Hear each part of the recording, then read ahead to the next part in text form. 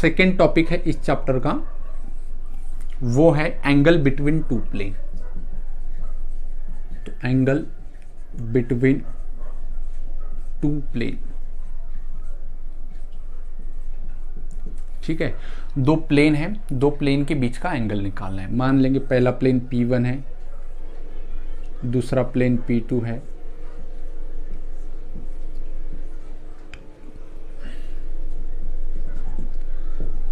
तो इनका बीच का एंगल निकालना है, मतलब ये वाला, तो मतलब ये वाला हो जाएगा थीटा।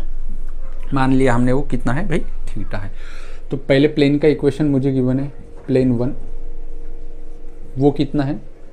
तो जनरल प्लेन का इक्वेशन क्या होता है, vector r dot vector n और इक्वल्स टू d1 बोल देंगे कांस्टेंट को।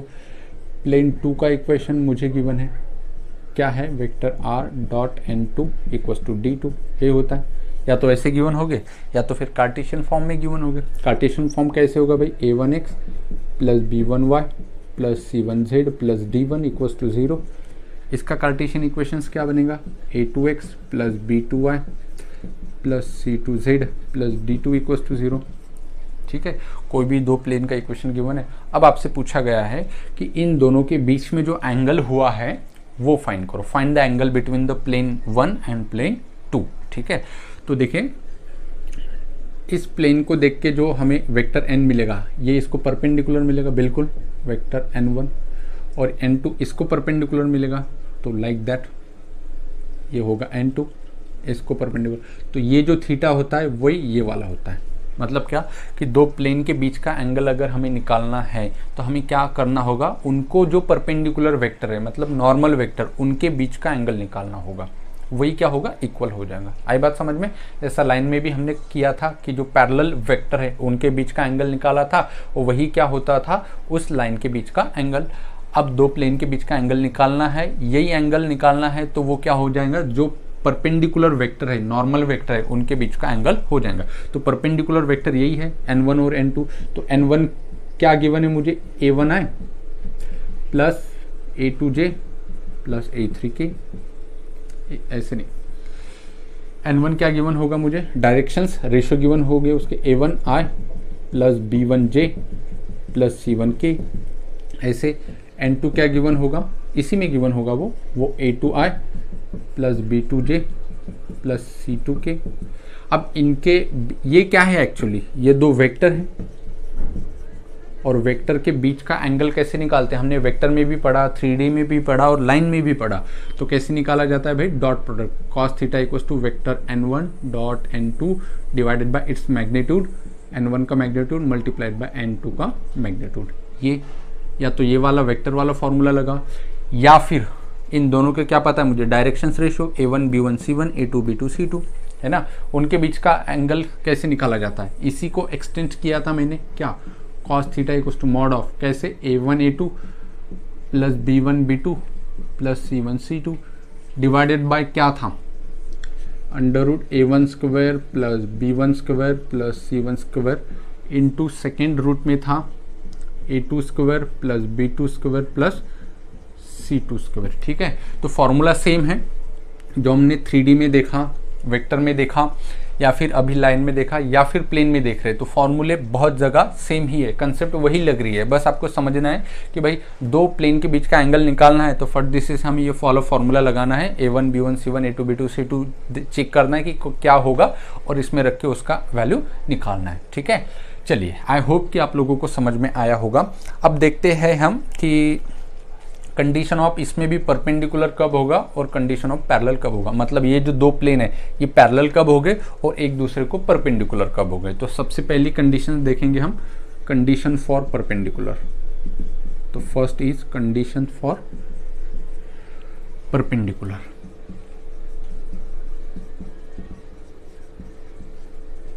तो कंडीशन फॉर परपेंडिकुलर क्या होगा, अगर ये मान लो परपेंडिकुलर है तो ये cos 90 कितना आएगा, 0 0, और ये डिवाइड का उधर चले जाएंगे 0। तो क्या मिला, a1 a2 plus b1 b2 plus c1 c2। तो a1 a2 plus b1 b2 plus c1 c2, this is what equals to कितना, 0। This is the condition for what, two planes are perpendicular to each other. ऐसे questions आ सकता है। कैसे कि दो plane का इक्वेशन गिवन है और कहीं पे एक अननोन गिवन होगा और आपसे बोला जाएगा कि दो प्लेन एक दूसरे को परपेंडिकुलर है, find the value of that unknown. ऐसे भी बोला जाएगा कि परपेंडिकुलर नहीं, दोनों के बीच का एंगल भाई 30 डिग्री है, 60 डिग्री है, 45 डिग्री है, तो उस अननोन का वैल्यू निकालो। तो ये वाला फॉर्मूला आपको लगाना है, परपेंडिकुलर होगा तो ये वाला लगाना है। सेकेंड लगाना है हमें कंडीशन फॉर पैरेलल। तो सेकेंड पैरेलल के लिए क्या कंडीशन है, मतलब क्या कि ये जो दो प्लेन है ये एक दूसरे को पैरेलल कब आएंगे, मतलब ऐसे ये प्लेन 1 है, ये प्लेन 2 उसके नीचे है ना, ऐसे है ये लाइन है, और प्लेन 1 प्लेन 2 प्लेन 3 ये एक दूसरे को पैरेलल कब आएंगे। तो सिंपल सा है, पैरेलल अगर आएंगे तो ये जो डायरेक्शंस रेशियो है ये क्या होनी चाहिए, प्रोपोर्शनल में। तो वो A1/A2 equals to B1/B2 equals to C1/C2 equals to सबका कांस्टेंट आना चाहिए। रेशियो कैसा आना चाहिए, सभी का कांस्टेंट। अगर है तो दोनों प्लेन कैसे हो जाएंगे, पैरेलल हो जाएंगे। ठीक है, आई होप कि आपको समझ में आया होगा। ठीक है, अब एक और इम्पॉर्टेंट चीज़ यहाँ पे कि अगर दो प्लेन एक दूसरे को पैरेलल है तो उनका इक्वेशंस क्या होगा। Equation of two parallel plane, इसी का टॉपिक है थोड़ा, equation of parallel plane. Note करके लिखेंगे हम, नोट। देखिए ये जो मैं आपको प्रोवाइड कर रहा हूँ ये बहुत अच्छा कंटेंट है, बहुत ज़्यादा डिटेल में है, और मैंने खुद पहले ये नोट्स जो डिस्क्रिप्शन बॉक्स में मैंने दी रखी है तो वो मैंने खुद लिखी है, खुद पढ़ा है बहुत ज़्यादा, फिर आपको ये चीज़ें डिलीवर कर रहा हूँ। ठीक है, तो नोट लिखना है हमें equation of parallel plane, equation of parallel plane मतलब कोई प्लेन है, दो पैरेलल है एक दूसरे को। तो मान लेंगे एक प्लेन है vector r dot vector n equals to P1, और इसको अगर कोई पैरेलल है तो उसका इक्वेशंस क्या आएगा, vector r dot vector n equals to P2। मतलब क्या चेंज हुआ, सिर्फ कांस्टेंट, वेक्टर n दोनों जगह कांस्ट सेम ही है। समझ में आई चीज़, तभी जाके ये प्लेन्स क्या हो गए, एक दूसरे को पैरेलल हो गए। अगर मैं कार्टेशियन फॉर्म की बात करूं तो कार्टेशियन फॉर्म क्या होगा, ax plus by plus cz plus d1 equals to 0, और इसको पैरेलल जो प्लेन होगा वो क्या होगा, ax plus by plus cz plus d2 equals to 0। सिर्फ चेंज किस में आया, जो कांस्टेंट था, ऊपर की इसमें d1 नीचे की इसमें d2, बस इन दोनों में चेंज है, बाकी तो मतलब पूरा का पूरा सेम ही है। अगर ऐसा है तो ये दोनों को, ये दोनों प्लेन कैसे आएंगे भाई, पैरेलल आएंगे। कार्टेशियन में आया तो ऐसे ABC सेम होगा, यहाँ पे भी जो परपेंडिकुलर, ये क्या था, वेक्टर n नॉर्मल वेक्टर था परपेंडिकुलर, तो वो दोनों जगह सेम आएगा। वही तो यहाँ पे ABC उसी के तो IJ के कोएफिशिएंट होते हैं। तो ये चीज़ हमें याद रखनी है कि दो प्लेन कब पैरेलल होते हैं तो उनके मतलब सेम होगा, कांस्टेंट सिर्फ डिफरेंट होगा, बाकी पूरा का पूरा इक्वेशन जो है वो सेम होगा। अब छोटा सा एग्जाम्पल ले लेते हैं, फाइंड द एक्यूट एंगल या फिर find the angle between the plane. दो प्लेन का इक्वेशंस आपको गिवन है, प्लेन 1 और प्लेन 2, और आपको फाइंड करना है दोनों प्लेन का बीच का एंगल। तो प्लेन 1 है आपके पास, वेक्टर फॉर्म में गिवन है, vector r dot 2 - 1 1 2i minus j plus k equals to 6। ये पहला प्लेन है। दूसरा प्लेन है vector r dot i plus j plus 2k equals to 5. These are the two plane and you have to find the angle between the two plane. अब मैंने क्या बताया था, जैसे ही दो प्लेन दिखे मुझे तो मुझे क्या करना चाहिए, cos theta equals to formula लगाना चाहिए, a1a2 plus b1b2 plus c1 a1a2 plus b1b2 plus c1c2 upon under root वाला। तो a1 b1 c1 क्या होगा, ये a1 b1 c1, यही क्या होता है, ये जो होता है यही तो वेक्टर n होता है ना। देखो वेक्टर n यही तो होता है, और वेक्टर n के जो i j के कोएफिशिएंट होते हैं वही तो डायरेक्शंस रेशियो होंगे। तो यहाँ से a1 b1 c1, यहाँ से a2 b2 c2। तो क्या होता है formula, cos theta equals to, फिर से एक बार लिख रहा हूँ मैं, वैसे ज़रूरत नहीं है, a1 a2 plus b1 b2 plus c1 c2 divided by under root a1 square plus b1 square plus c1 square into second में a2 square plus b2 square plus c2 square, ये होगा फॉर्मूला। तो ठीक है, अगर आपको याद है तो इतना सारा लिखने की ज़रूरत नहीं, माइंड में ही पूरा कैलकुलेशंस होता है। a1 a2 तो 1 इंटू 2 2, ये 1 इंटू -1 -1, ये 2 इंटू 1 दैट इज 2 हो गया ये, upon a1 square plus b1 square plus c1 square, तो 2 का स्क्वायर 4 प्लस 1 प्लस 1, तो 5 प्लस 1 दैट इज कितना हुआ 6 इंटू यहाँ पे कितना होगा 1 प्लस 1 प्लस 4 कितना हुआ अगेन 6, तो कॉस थीटा इक्वल्स टू क्या मिलेगा 2 प्लस 2 4, 4 में से गया 3, root 6 into root 6 that is 6, तो ये कितना मिला 1/2। तो कॉस थीटा की दोस्तों यहाँ पे वैल्यू मिली 1/2। तो कॉस थीटा कहाँ पे हाफ होता है, कौन से एंगल पे हाफ होता है, तो आंसर मिलेगा 60 डिग्री, या फिर रेडियन में होगा तो π/3 radian. This is the required answer. ठीक है, तो ऐसे मतलब किसी भी दो प्लेन के बीच का अगर आपको एंगल फाइंड करना है तो ऐसे आपको सॉल्व करना है। आई होप कि आपको समझ में आया होगा। आइए बढ़ते हैं अब आगे। आइए दोस्तों देखते हैं थर्ड नंबर का जो कंसेप्ट है हमारे चैप्टर में, वो है angle between line and plane. Second में हमने देखा था कि दो प्लेन के बीच में क्या एंगल होता है, थर्ड पे हम देख रहे हैं कि एक प्लेन और एक लाइन के बीच में क्या एंगल होता है। तो हमें क्या क्या गिवन होगा, एक लाइन की इक्वेशन और एक प्लेन की इक्वेशन। मान लेंगे कि लाइन की इक्वेशंस क्या होती है। लाइन की इक्वेशन चलिए vector a equals to vector r equals to vector a plus lambda into vector b, पता है ना आप लोगों को ये। तो यहाँ पे a1 बोल देंगे इसको और ये b ही रहेगा। और एक प्लेन है उसका इक्वेशन जो है वो मान लेंगे हम vector r dot vector n equals to constant that is d। ये प्लेन का इक्वेशन है। ठीक है, ऐसा होगा, आपको पता होना चाहिए। लाइन का इक्वेशन है, ये प्लेन का इक्वेशन है। ठीक है, अब इनके बीच का हमें एंगल निकालना है, तो वो क्या होगा sine theta equals to mod of ये जो दो है कौन से, इसका वेक्टर b और इसका वेक्टर n, मतलब जिसमें डायरेक्शंस रेशियो होते हैं। इसमें डायरेक्शंस रेशियो किस में होते हैं, वेक्टर b में। इसमें डायरेक्शंस रेशियो किस में होते हैं, वेक्टर n में। उनका लेना है हमें डॉट, तो क्या होगा vector b dot vector n divided by its magnitude.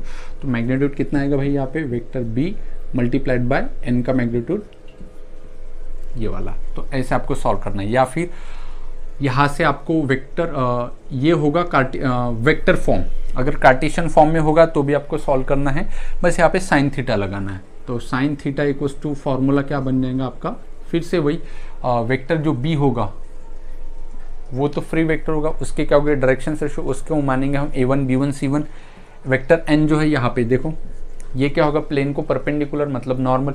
उसके भी क्या गिवन हो गया, आई के कोएफिशिएंट क्या हो गए डायरेक्शन रेशियो, तो उसको a2 b2 c2 बोल देंगे।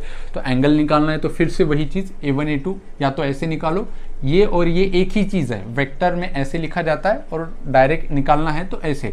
तो a1 a2 plus b1 b2 plus c1 c2 divided by under root में a1 square plus b1 square plus c1 square multiplied by second under root a2 square plus b2 square plus c2 square. ठीक है, ध्यान रहिए जब एक line और एक plane होता है तो लेफ्ट हैंड साइड में क्या होता है, कॉस थीटा नहीं होता, क्या होता है साइन थीटा। बाकी सारे फॉर्मूले में क्या है, कॉस थीटा ही है। जैसे दो लाइन के बीच का एक्यूट एंगल कॉस थीटा, दो वेक्टर के बीच का एंगल कॉस थीटा, दो प्लेन के बीच का एक्यूट एंगल कॉस थीटा। लेकिन जब एक लाइन और एक प्लेन होता है तो right hand side left hand side में क्या होगा, साइन थीटा। ये चीज हमें मेंशन है, बाकी तो राइट हैंड साइड तो सेम ही है। एक छोटा सा एग्जांपल ले लेंगे हम ताकि आपकी और चीजें क्लियर हो सके। ठीक है, तो एग्जांपल जिसमें आपको क्या करना है, एंगल फाइंड करना है। एक लाइन होगा और एक प्लेन होगा। जैसे फॉर एग्जांपल यहाँ पे गिवन है 6x equals to 4y equals to 3z, एक ये इक्वेशन गिवन है।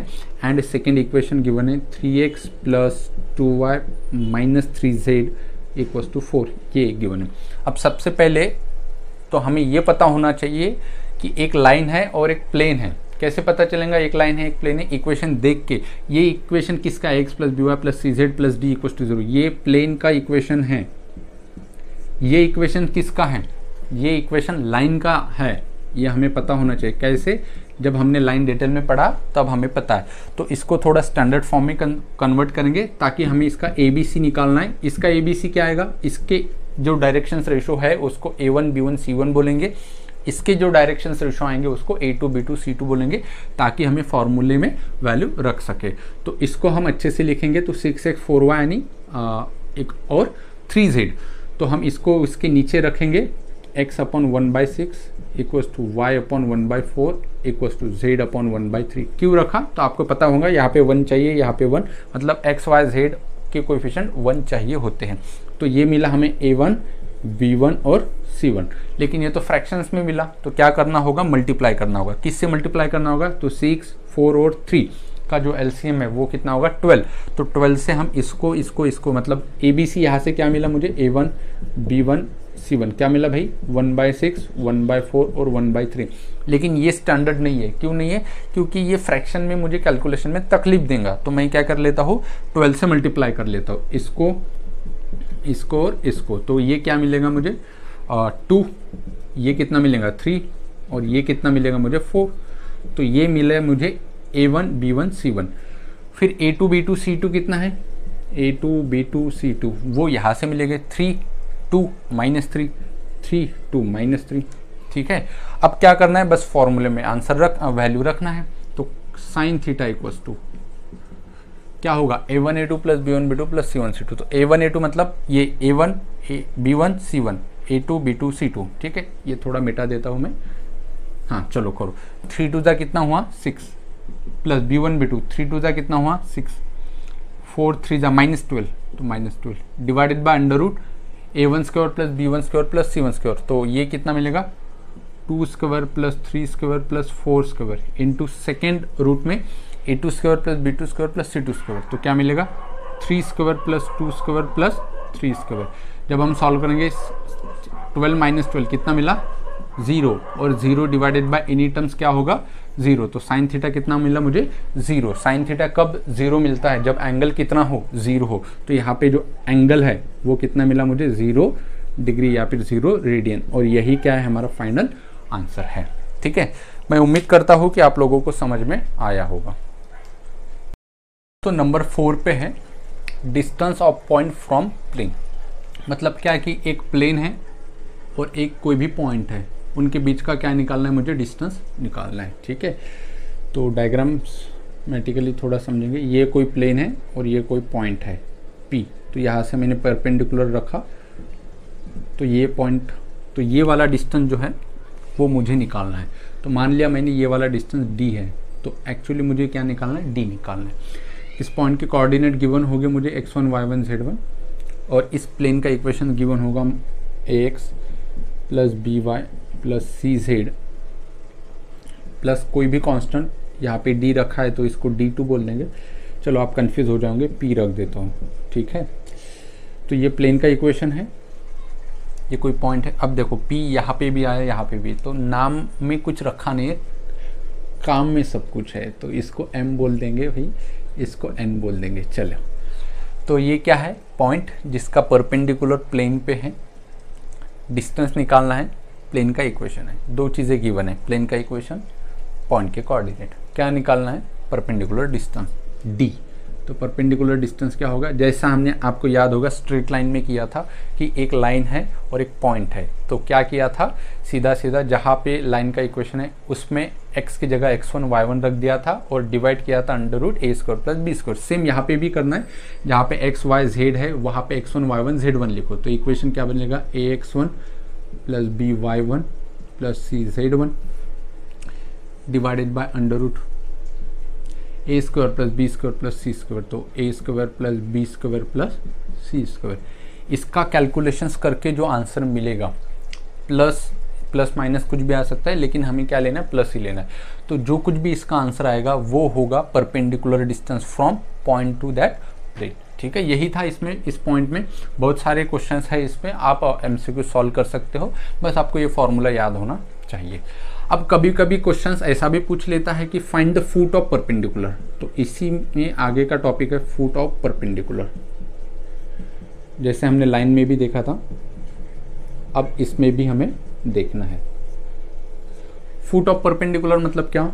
ये देखो, यहाँ से परपेंडिकुलर ड्रॉ किया तो ये जो पॉइंट मिला इसको बोलते फुट ऑफ परपेंडिकुलर n। इसके कोऑर्डिनेट हमें निकालना है। मान लिया मैंने इसके कोऑर्डिनेट है x2 y2 और z2। तो मुझे बस यही फाइंड करना है, x2 की वैल्यू क्या होगी, y2 की वैल्यू क्या होगी और z2 की वैल्यू क्या होगी। तो वो कैसे पता करेंगे हम? तो मान लिया मैंने l के कोऑर्डिनेट है x2 y2 और z2। तो मुझे x2 y2 z2 फाइंड करना है। क्या क्या पता है मुझे? प्लेन का इक्वेशन, और यहाँ से परपेंडिकुलर ड्रॉ किया तो वो पॉइंट के कोऑर्डिनेट, और जहाँ पे जाके गिरा वो फुट ऑफ परपेंडिकुलर जिसके मुझे निकालना है। तो वो कैसे निकालेंगे हम? तो उसके लिए एक फॉर्मूला याद रखना है, x minus x1 upon a मतलब ये वाला, x1 मतलब ये equals to y minus y1 upon b equals to z minus z1 upon c, और इक्वल्स टू होगा ये माइनस में equals to minus ax1 plus by1 plus cz1 divided by a square plus b square plus c square. ठीक है, a पता होगा आपको, x1 भी पता होगा, तो इसको x2 बोल देंगे हम, x2 y2 z2, x2 y2 z2, क्योंकि x2 y2 z2 मैंने क्या माना? n के कोऑर्डिनेट। ये l कहाँ से आ गया? n हो गया। ठीक है, अब कैसे फाइंड करोगे? x1 पता है, a भी पता है, x2 नहीं पता है, तो इसका और इसका जो आंसर आएगा उसका और इसका दोनों को कंपेयर करना है, दोनों को इक्वेट करना है। यहाँ से x2 मिलेगा, फिर उसके बाद ये वाला है y, और ये वाला जो है इसको कंपेयर करेंगे, वहाँ से y2 मिलेगा, और लास्ट में हम z2 कहाँ से मिलेगा? यहाँ से। इन दोनों को कंपेयर करेंगे, इसका कैलकुलेशन और इसका कैलकुलेशन, दोनों कैलकुलेशंस करेंगे थोड़ा, वहाँ से मुझे z2 मिलेगा। तो मुझे x2 y2 z2 सब मिले, जो कि है n के कोऑर्डिनेट, जो कि हमारा क्या है? Foot of perpendicular. तो ध्यान में रखना है आपको कि अगर ऐसा क्वेश्चंस आता है कि भाई फुट ऑफ परपेंडिकुलर निकालो, तो आपको ये फार्मूला याद रखना है। चलिए, अब नेक्स्ट जो है इसमें वो है topic distance between parallel line. ठीक है, इसी में थोड़ा आगे चल के पॉइंट है, distance between parallel, sorry plane, line तो हो गया हमारा, लाइन में डिस्टेंस बिटवीन पैरेलल प्लेन। चलिए, मतलब क्या? दो प्लेन है, दो प्लेन कैसे हो गए? पैरेलल प्लेन, उसके बीच का हमें डिस्टेंस निकालना है। ठीक है, मतलब ये पहला प्लेन है, चलिए थोड़ा अच्छा निकाल के दिखाता हूँ आपको। ये पहला प्लेन है और ये सेकेंड प्लेन है। ठीक है, दोनों एक दूसरे को पैरेलल हैं, आप इमेजिन कर सकते हो। तो इनके बीच का जो डिस्टेंस होगा, परपेंडिकुलर डिस्टेंस, वो हमें निकालना है। तो पहले प्लेन का इक्वेशन है, मान लेंगे ax plus by plus cz plus d1 equals to 0। इस प्लेन को, ये वाला प्लेन तो पैरेलल है, इसका इक्वेशन क्या होगा? सेम होगा, a b c तो सेम होता है, देखा था हमने, ax plus by plus cz, बस फर्क कहाँ पे आता है? कांस्टेंट पे। तो ये d1 है तो इसको मान लेंगे d2। तो ये दोनों प्लेन एक दूसरे को कैसे? आंसर है पैरेलल है। अब हमें क्या निकालना है? दोनों के बीच का डिस्टेंस निकालना है। तो जैसे कि हमने स्ट्रेट लाइन में किया था, जो कि 11 का टॉपिक था, कि दो स्ट्रेट लाइन अगर पैरेलल है तो उनके बीच का डिस्टेंस क्या होगा? Mod of c1 minus c2 upon under root a square plus b square, है ना। तो मॉड ऑफ मतलब जो कांस्टेंट था उनका डिफरेंस, तो यहाँ पर भी वो करना है। देखिए, जो हमारे स्ट्रेट लाइन के जितने भी कंसेप्ट थे वो यहाँ पे लग रहे हैं, मतलब 2D में देखा जाए तो स्ट्रेट लाइन होगी, वही चीज़ 3D में आके क्या बनेगी? प्लेन बनेगी। ठीक है, तो फॉर्मूला वही होगा, क्या था? दोनों की सब्ट्रैक्शन कांस्टेंट की। तो कांस्टेंट कौन से? यहाँ पे d1 minus d2 divided by क्या था? a square plus b square plus ये था, मतलब यहाँ पे क्या होगा? a square plus b square plus c square, तो तीनों आ जाएंगे, a square b square plus c square. वहाँ पे सिर्फ a square plus b square आया था। यहाँ से क्या मिलेगा मुझे? ये जो फॉर्मूला है वो किसके लिए है? Perpendicular distance between two plane, sorry हाँ ठीक है, डिस्टेंस, जो दो पैरेलल प्लेन है उनके बीच का जो डिस्टेंस है वो निकालने के लिए फॉर्मूला लगाना है, d1 minus d2 upon under root a square plus b square plus c square. अगर ये माइनस आया फिर भी हमें कैसे लेना है? क्योंकि वो पॉजिटिव ही लेना है, क्योंकि वो डिस्टेंस है। ठीक है, तो ये चीज़ें आपको ध्यान में रखना है। तो ये था distance between two parallel plane. अब इसमें नेक्स्ट जो टॉपिक आता है वो आता है कॉन्करेंट प्लेन। जैसे लाइन में भी आया था कॉन्करेंट लाइन, तो यहाँ पे भी है कॉन्करेंट प्लेन।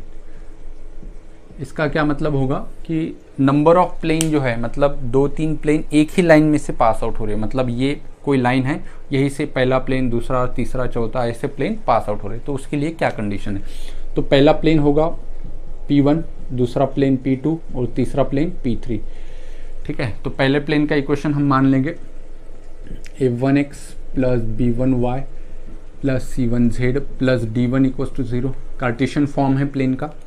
सेकेंड प्लेन का इक्वेशन है A2x plus B2y plus C2z plus D2 equal to 0।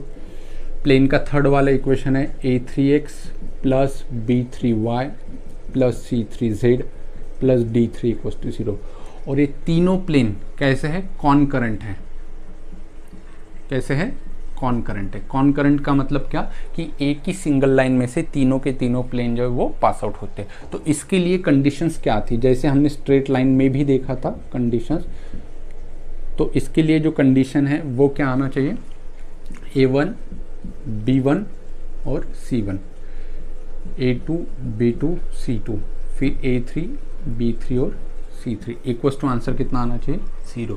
अगर आंसर 0 आया तो वो तीनों लाइन कैसे, तीनों प्लेन कैसे कॉनकरेंट है। अब सवाल कैसे बनेंगे यहाँ पे कि तीनों प्लेन के आपको इक्वेशन गिवन होंगे, क्वेश्चन में ही गिवन होगा कि तीनों प्लेन जो है वो कॉनकरेंट प्लेन है, और कहीं पे भी एक अननोन गिवन होगा और आपसे बोलेगा find the value of that unknown, कुछ भी होगा, डेल्टा, लैम्बडा, कुछ भी, तो उसकी वैल्यू निकालना है। तो यहाँ पे कहीं पे भी वो अननोन हो सकता है जिसकी वैल्यू हमें निकालना है। तो ये वाला हमें फॉर्मूला याद रखना है, जो कि है किस लिए? कॉनकरेंट प्लेन के लिए। ठीक है, चलिए अब बढ़ते हैं आगे। लास्ट टॉपिक है इस चैप्टर का। क्या है topic? Coplanarity of two line. Coplanarity of two line. अब देखो, वैसे तो ये लाइन चैप्टर का कंसेप्ट है, लेकिन इसमें प्लेन भी आ जाता है, इसीलिए इन्होंने ये प्लेन में रख दिया। ठीक है, इसका मतलब क्या होता है कि मान लो कि ये कोई प्लेन है, ध्यान से समझना इस चीज़ को, ये कोई क्या है? प्लेन है। इसके अंदर दो लाइन्स है, मान लेते ये और ये एक, ये लाइन 1 है और ये एक लाइन 2 है। क्या ये दोनों लाइन एक ही प्लेन में है? आंसर है हाँ, मतलब दोनों लाइन कोप्लेनर है। ठीक है, तो line 1 and line 2 are coplanar. तो कोप्लेनरिटी ऑफ टू लाइन मतलब दो लाइन कब कोप्लेनर हो सकते हैं और कब नहीं हो सकते, उसकी कंडीशंस देखना है। तो हमें क्या क्या गिवन होगा? लाइन 1 का इक्वेशन गिवन होगा और लाइन 2 का इक्वेशन गिवन होगा। तो लाइन 1 का इक्वेशन क्या होगा? x माइनस x1 मान लेंगे upon A1 equals to y minus y1 upon B1 equals to z minus z1 upon C1। ये है L2 मतलब ये वाली लाइन, इसका equation x minus x2 upon A2 equals to y minus y2 upon B2 equals to z minus z2 upon C2। ये second line given है। अब अगर ये कोप्लेनर है तो इन्होंने एक कंडीशन सेटिस्फाइड करनी चाहिए, तो उसके लिए कंडीशंस क्या है? ठीक है, तो उसके लिए कंडीशंस हैं कि x1 minus x2, y1 minus y2, z1 minus z2, और इसके नीचे a1 b1 c1, a1 b1 c1, a2 b2 और c2। इसका डिटर्मिनेंट कितना आना चाहिए? 0 आना चाहिए। ठीक है, क्वेश्चंस कैसे आ सकता है? फिर वही चीज़ कि दो लाइन का इक्वेशंस गिवन होगा और क्वेश्चन में ही आपको ये बोलेगा कि दोनों जो लाइन है वो कैसी है? कोप्लेनर है।